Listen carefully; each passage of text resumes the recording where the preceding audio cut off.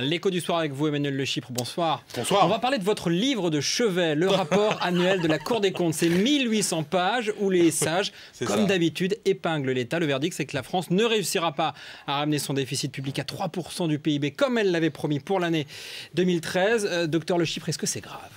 Non, c'est pas très grave parce que finalement, plus personne ne juge cet objectif prioritaire, ni le Fonds monétaire international, ni la Commission européenne, ni même la Cour des comptes. Toutes ces institutions nous disent « Oh là là, on est même peut-être allé trop loin dans la rigueur », ce qui a cassé la croissance à plusieurs reprises. Et d'ailleurs, si on ne tient pas cet objectif de 3% de déficit public cette année, c'est bien parce que la croissance ne sera pas au rendez-vous. François Hollande l'a reconnu pour la première fois ce matin. Le gouvernement va réviser sa prévision de 0,8% pour 2013.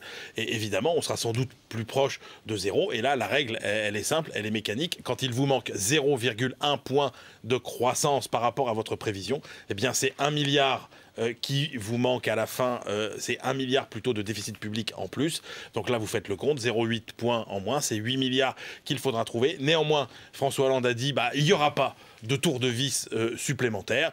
Les marchés seront peut-être un petit peu déçus, mais en même temps, ils sont prêts à nous donner du temps si, en échange, évidemment, ils voient que des réformes structurelles qui permettent de réduire durablement les déficits publics sont prises dans les mois qui viennent. Alors rappelons que la Cour des comptes dit qu'il y a eu des hausses d'impôts massives par la droite, par la gauche, et désormais elle dit la priorité absolue, c'est de réduire les dépenses. Là, comment on fait, franchement ? Et bien là, justement, on lit les 1800 pages Mais je sais que ça vous aide à vous endormir, en tout cas. Oui, c'est vrai. Répartis en 45 thèmes du rapport de la Cour des comptes, donc rapport qui exhorte le gouvernement à engager sans tarder les réformes nécessaires. Alors là, c'est à tous les niveaux, les collectivités territoriales, l'État, les entreprises publiques, la sécurité sociale.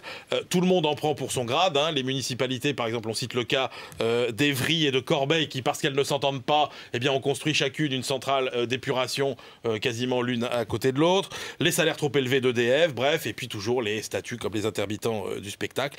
Et là, le message est clair, il ne faut plus bricoler, il ne faut plus racler les fonds de tiroir, il faut faire des vraies réformes de modernisation de l'État. L'objectif, c'est de gagner 38 milliards d'euros cette année, presque 2 points de PIB, c'est énorme.